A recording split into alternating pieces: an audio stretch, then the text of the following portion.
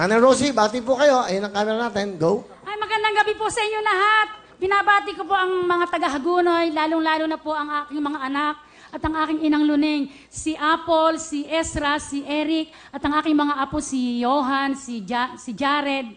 At taos-puso pong pinapasalamatan yung kinakantahan namin sa hapag. Ang aming pong mga boss, si Sir Erning, si Ma'am Bergie, si Sir Chris, si Sir Mark, si Jadja, si Tintin, si Ann, si Charmaine.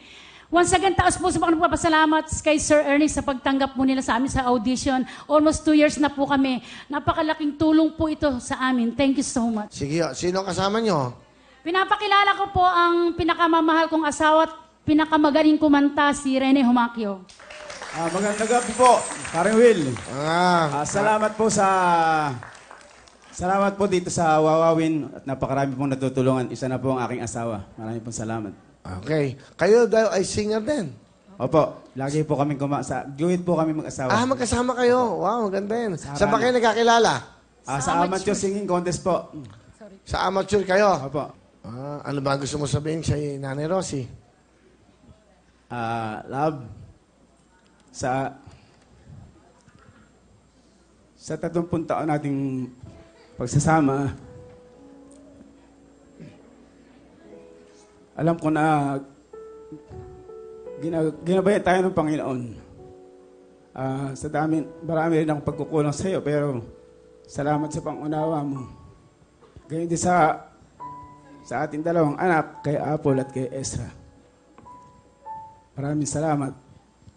I love you, mahal kita.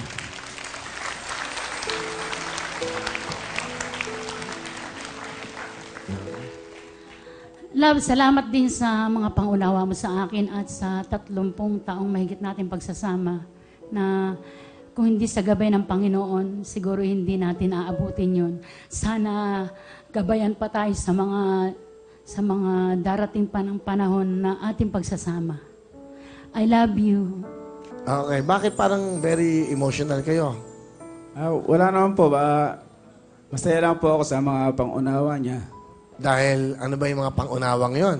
Parang gusto ko malaman. Hindi naman po dun sa mga pinansyal, sa mga ganun po sa pera. Pero wala ba siya nagawang isang bagay na dumugo ang puso mo kahit papano, Aling Rosie? Siyempre, mga musikero, alam mo naman yan. Lapitin yan. Hindi naman po, Kuya Will, masasabing kasalanan nakakamatay. Maliit lang.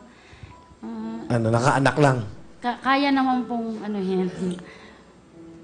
Magagamot naman po. Magagamot naman po. May sugat ba siya? Anong nagagamot? Naayos pag-usapan. Naayos naman. Tatanggap niyo kung ano man yon. Okay, hindi bale. Professional niyo yan.